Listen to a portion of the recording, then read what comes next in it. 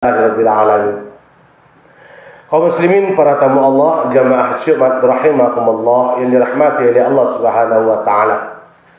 Kembali rasa puji syukur kita kembalikan kepada Allah Subhanahu wa taala atas segala rahmat dan nikmat yang Allah berikan kepada kita sampai saat ini, sampai siang ini. Dengan nikmat dan rahmat itu kita bisa mengunjungi masjid ini dalam rangka yaitu beramaliyah atau takarrub ila Allah, menyahut panggilan Allah, melaksanakan salat Jumat secara berjamaah. Insyaallah sebentar lagi akan kita laksanakan. Salawat dan salam juga kita tidak henti-hentinya dan tidak bosan-bosannya mendoakan kepada Allah, semoga Allah selalu memberikan segala kebaikan kepada keluarga besar, manusia mulia, manusia agung, beserta para sahabat beliau, para keluarga beliau, yaitu Nabi besar Muhammad sallallahu alaihi wasallam. Dengan kesempurnaan ucapan Allahumma salli ala Sayyidina Muhammad wa ala ali Sayyidina Muhammad.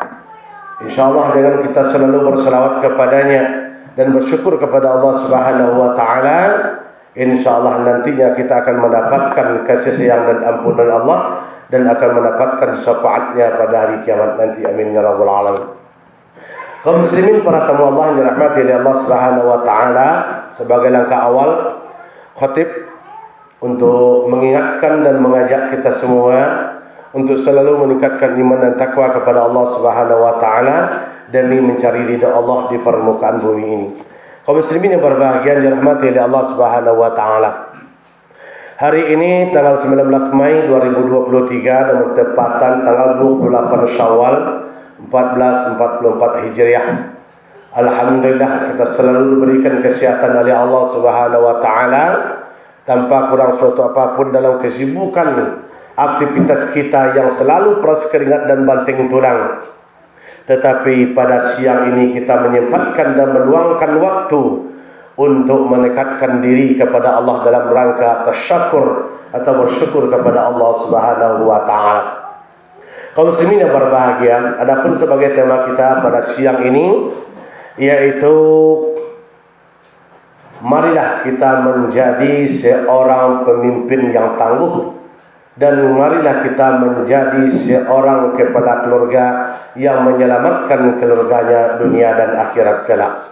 Kaum muslimin yang berbahagia yang dirahmati oleh Allah Subhanahu wa taala, dalam potongan ayat yang telah kami bacakan di awal khutbah tadi, semua kita sudah paham dan sudah sering mendengar, yaitu terdapat dalam Al-Quran surat Tahrim, yaitu ayat ke-6. Mungkin tidak asing lagi bagi kita. Di situ Allah menegaskan kepada kita semua sebagai seorang suami, sebagai seorang laki-laki, atau sebagai seorang ayah. Allah katakan, ya ayyuhalladzina amanu qu anfusakum wa ahlikum nara wa quduhan nas wal hijarah 'alaiha malaikatun wilazun syadidun la ya'sunallah.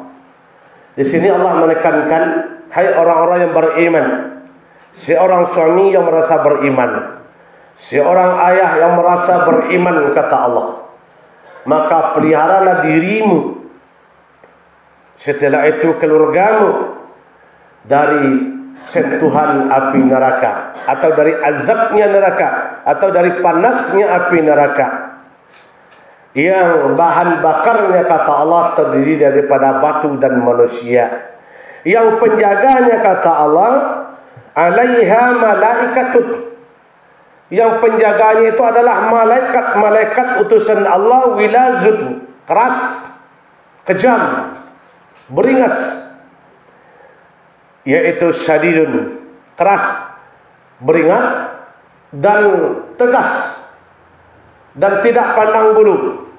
Dan juga kata Allah, la ya'sunallah, dan mereka tidak pernah durhaka kepada Allah Subhanahu wa taala. Apapun yang sudah menjadi ketetapan Allah, perintah Allah kepada mereka, mereka tidak pernah mendurhakai Allah, tetap mereka akan laksanakan tanpa pandang bulu. Kaum muslimin yang berbahagia dirahmati oleh Allah Subhanahu wa taala, ditekankan oleh Allah adalah, hai orang yang beriman, jaga dirimu, ternyata ibtida' binafsihi, ternyata dari diri kita sendiri. Baru kita bisa untuk merangkul dan merealisasikan tanggung jawab kita kepada keluarga kita. Siapa dia? Anak kita. Siapa dia? Istri kita. Siapa dia? Keluarga kita yang terdekat. Ini menjadi tanggung jawab penuh bagi seorang yang beriman kepada Allah Subhanahu wa taala.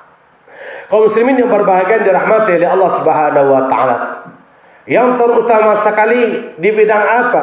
Yang terutama sekali wajib kita menjaga seorang yang beriman, seorang yang beriman, seorang bapak yang beriman, seorang suami yang beriman wajib menjaga dirinya dan keluarganya dari sentuhan api neraka, dari azab Allah. Bagaimana caranya? Yang terutama sekali adalah untuk menjaga solat yang 5 waktu. Kaum muslimin yang berbahagia yang dirahmati oleh Allah Subhanahu wa taala. Di akhir-akhir zaman ini jemaah, tidak sedikit manusia yang selalu dan selalu setiap harinya, hari berganti hari, minggu berganti minggu, bahkan bulan berganti bulan, bahkan tahun berganti tahun, mereka selalu dan selalu meremehkan dan mengabaikan masalah salat yang 5 waktu jemaah. Selalu mereka mengabaikan. Sedangkan dalam Al-Quran surat Taha tadi Allah juga mengatakan ayat 132 ini penting dan tegas Allah menyampaikan kepada kita jamaah. Ya, ini tidak ada tawar menawar. Ya, walaupun kita nanti mempunyai persoalan kepada Allah, mempunyai jawaban kepada Allah, menurut kita itu adalah akan diterima, menurut kita itu berlaku jawaban kita itu tidak. Kata Allah, wa'mur ahlaka bis salati. Ini tegas sekali Allah mengatakan, perintahkan, suruh mereka untuk melakukan salat. Siapa? Anak dan istri mereka. Wastabir 'alaiha. Sabarlah kalian untuk melakukan dan melaksanakan. Kata Allah, la nas'aluka rizqa. Dan kami sekalipun tidak pernah meminta rezeki kepada kalian. Nahnu narzuquka. Bahkan kami yang menjamin rezeki untuk kalian. Seorang bapak, seorang ayah, seorang suami, mereka telah lancang meninggalkan solat demi pekerjaan mereka. Telah berani meninggalkan solat demi pekerjaan mereka. Apapun itu pekerjaannya, mereka tinggalkan solat demi kerja. Mereka tinggalkan solat demi keluarga. Mereka tinggalkan solat demi anak dan istri. Berharap nanti Allah menerima usulan mereka. Apa usulannya? Dari sekarang sudah dia rencanakan. Usulannya apa? Katanya kebanyakan suami sekarang mencari nafkah itu kan wajib. Solat itu kan wajib. Berarti kita melakukan kewajiban salah satu, maka gugurlah kewajiban yang satunya. Tidak boleh jemaah, tidak boleh. Tidak boleh. Allah menegaskan. Perintah penuh seorang ayah, seorang suami menekankan, mengajak dan memerintahkan anak dan istrinya untuk salat. Kata Allah, jaminan kami rezeki untuk kalian, bukan kami yang meminta rezeki kepada kalian. Tetapi nahnu narzuquka, kami jamin rezeki kalian. Ini yang banyak salah paham. Mereka dengan sengaja meninggalkan salat, termasuk salat Jumat. Padahal mereka tidak ada kerja, nongkrong saja di rumah. Tetapi dengan lancang meninggalkan salat mereka, termasuk salat, yaitu salat Jumat. Inilah seorang suami yang gagal. Inilah seorang ayah yang gagal menjadi suami dunia akhirat, menjadi bapa dunia akhirat. Kaum muslimin yang berbahagia yang dirahmati oleh Allah Subhanahu wa taala. Walaupun kita beralasan karena aktivitas mencari nafkah anak dan istri, kita meninggalkan salat, sedikit pun tidak akan diberkahi oleh Allah pekerjaan kita. Sudah pantas manusia di akhir zaman ini yang banyak tidak merasa puas, yang banyak tidak merasa cukup. Padahal sudah bertumpuk-tumpuk nikmat Allah yang Allah berikan. Sudah bertimbun-timbun rezeki yang Allah berikan kepada mereka. Tetapi mereka tidak pernah merasa puas dan tidak pernah merasa cukup. Apa penyebabnya? Satu jemaah.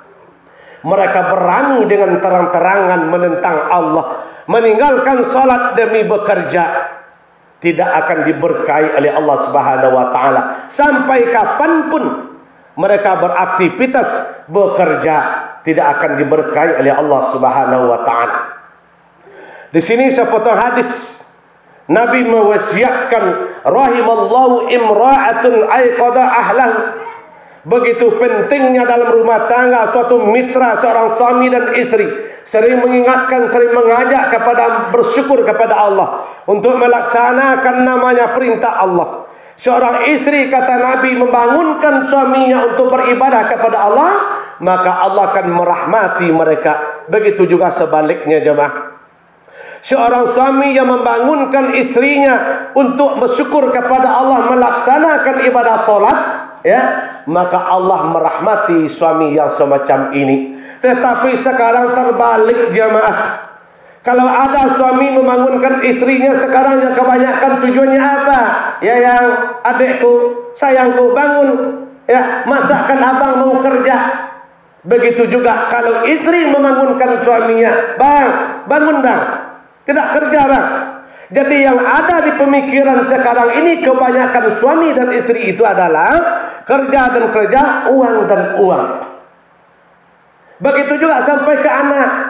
Ya, berapa persen kira-kira sekarang ini orang tua kalau bangun paginya subuh yang mengingatkan anaknya untuk sholat subuh? Kira-kira berapa persen? Yang kebanyakan anak, yang orang tua membangunkan anaknya mengingatkan untuk sekolah, mulai dari SD sampai SMA, SMP dan sampai SMA. Nah, bangun nak, nanti terlambat engkau sekolah. Nah, bangun nak. Tetapi yang lebih penting seorang ayah dan ibunya adalah mengingatkan anaknya untuk beribadah dan mengagungkan Allah dan bersyukur kepada Allah. Ini tanggungjawab penuh seorang orang tua. Tetapi sekarang ini jamaah, ya, sekarang ini kadang-kala ya orang tua perempuannya membangunkan anaknya, ya, disoalkan oleh bapaknya, janganlah bangunkan dia, kan dia bergadang malam tadi, lambat dia tidur. Kalau dia lambat tidurnya, lambat bangunnya karena kebaikan baca Quran, belajar Quran, talabul ilmi, ini bagus. Ini enggak. Generasi sekarang disibukkan oleh HP, disibukkan oleh teknologi, disibukkan oleh judi online, sehingga mereka orang pulang dari masjid salat subuh, mereka pulang ke rumah orang tuanya untuk tidur pagi. Dibangunkan nanti oleh orang tuanya, satu orang tuanya membela. Inilah keteledoran yang disebut rumah tangga yang gagal, menjadikan rumah tangga sakinah mawaddah dunia dan akhirat. Ini harus kita pertahankan jamaah. Kaum muslimin yang berbahagia dirahmati oleh Allah Subhanahu wa taala. Dan tidak ada keberkahan sedikit pun jamaah kalau kita dengan lancang meninggalkan salat, bahkan saking marahnya Allah, saking bencinya Allah kepada orang yang melalaikan salat, yang meninggalkan salat, yang menganggap enteng salat, saking bencinya Allah, dan malaikat pun ikut benci dan mengutuk dan melaknat orang-orang yang selalu mengabaikan dan meremehkan masalah salat jemaah. Padahal setiap saat mereka memakan dan memanfaatkan dan menumpuk rezeki dan nikmat yang diberikan oleh Allah. Terus bagaimana marahnya Allah? Masya Allah, na'udzubillah min zalik. Kalau seandainya kita dengan leluasa, ya, dengan sifat sombong meninggalkan salat kita jamaah, ya, siapapun mereka, walaupun mereka orang kaya, walaupun mereka orang sukses di dunia ini di bidang materi, di bidang pangkat dan jabatan dan kursinya, mereka orang sukses, orang terpandang, tetapi dengan sengaja mereka melalaikan dan mengabaikan salat, maka semua makhluk Allah, maka semua nikmat Allah di atas dunia ini mengutuk dan melaknat mereka. Contoh, kita punya rumah pribadi-pribadi jamaah. Kalau seandainya kita tidak mau satu kali pun salat di rumah itu, seorang suami, seorang istri mengabaikan selalu salatnya, tidak menganggap salat itu wajib, maka ketika kita turun dari rumah jamaah, rumah pun itu mendoakan kita. Apa kata rumah? Ya Allah, Jangan engkau kembalikan orang itu ke rumah ini ya Allah. Saya tidak sudi ya Allah. Saya ditempatkan oleh orang yang tidak melaksanakan salat ya Allah. Mengutuk jemaah. Termasuk nikmat Allah, baju celana yang kita pakai, termasuk motor mobil yang kita beli dengan nikmat Allah. Duduk kita dalam mobil, mobil pun mendoakan kita, ya Allah, jangan engkau biarkan orang itu duduk di atas saya ya Allah, ya, karena mereka kufur atas nikmat engkau ya Allah. Tidak ada satu pun rumput yang bergoyang pun kita senggol berjalan jemaah, mereka itu menyumpah dan melaknat kepada orang yang tidak sholat di permukaan bumi ini. Na'udzubillah min dzalik. Berbahaya jemaah. Contohnya kita mau berlindung di bawah pohon yang sangat rindang dengan kepanasan. Pohon pun berdoa kepada Allah, ya Allah, jangan engkau biarkan mereka itu berteduh di bawahku ya Allah, karena mereka itu adalah kufur atas nikmat engkau. Mereka tidak taat dan patuh kepada engkau. Mereka adalah fasikun. Innallaha la yahdil qaumal fasikun. Bahwa sesungguhnya Allah tidak akan memberikan hidayah dan pertolongan pada orang yang fasik atau fasikun. Apa itu fasik? Mereka tahu bahwa sholat wajib, tapi mereka abaikan. Mereka tahu bahwa sholat Jumat itu wajib, tapi mereka abaikan. Padahal mereka tidak ada aktivitas. Kadang mereka sengaja hari Jumat itu untuk beraktivitas. Maka inilah seorang bapak, seorang ayah yang tidak mampu, yang menjadi seorang bapak dan ayah yang gagal untuk membawa keluarganya kepada ampunan Allah Subhanahu wa taala. Kaum muslimin jamaah Jumat rahimakumullah, yang dirahmati oleh Allah Subhanahu wa taala. Maka mari kita jaga jamaah. Kita jaga istri kita. Kita ajak, kita perintahkan salat. Bangun pagi jangan untuk bekerja, untuk memasak, bikin kopi, bikin teh, tapi bangunkan istri kita untuk melaksanakan salat kepada Allah Subhanahu wa taala. Begitu juga sebaliknya, istri membangunkan suaminya. Bangunkanlah suami untuk berubudiyah dan untuk menyembah Allah Subhanahu wa taala. Setelah kita menyembah Allah, insya Allah rezeki akan Allah keluarkan dari mana saja dan dari arah yang tidak kita duga-duga. Insya Allah, mudah-mudahan. Kaum muslimin yang berbahagia, mungkin dalam kesempatan ini kami selaku khatib tidak bisa berpanjang lebar untuk menyampaikan khutbah pada kesempatan ini. Sebagai kesimpulan, mari kita ciptakan, kalau kita memang mau bersatu nanti di akhirat bersama anak dan istri keluarga kita, mari kita jaga langkah. Jangan kita selalu mengingatkan anak kita untuk duniawi, ya. Kalau masalah ilmu, takut mereka bodoh di tengah masyarakat, takut anaknya bodoh di sepandang manusia, tetapi mereka tidak ada niat hatinya Allah menganggap anaknya bodoh. Ini apa? Tidak sedikit seorang tua sekarang ini tidak peduli dengan ilmu agama oleh anaknya. Sampai anaknya sudah sekolah SMA, apalagi yang laki-laki, tidak mau mengingatkan, walaupun orang tuanya sholat, tetapi tidak mengingatkan anaknya. Maka inilah orang yang tua yang gagal, yang telah menzalimi keluarganya, anak dan istrinya. Kaum muslimin yang berbahagia dirahmati oleh Allah Subhanahu wa taala, mudah-mudahan bermanfaat. Mudah-mudahan kita bisa menjadi keluarga yang sakinah mawaddah dunia dan akhirat. Kuncinya satu, jangan tinggalkan salat dalam rumah tangga. Hiasi rumah tangga kita dengan salat dalam keadaan apa saja. Dalam kerja, ya, baju, ya, celana penuh dengan keringat. Kita sepanjang itu tidak ada yang kotor, najis menempel, lakukan salat, insyaallah salatnya tetap sah. Kenapa? Keringat kita bukan najis. Tidak ada yang dipersulit jemaah. Yang penting niat kita ada untuk salat atau untuk menunaikan perintah Allah Subhanahu wa taala. Fa'tabiru ya ulil absar la'allakum tatazakkarun.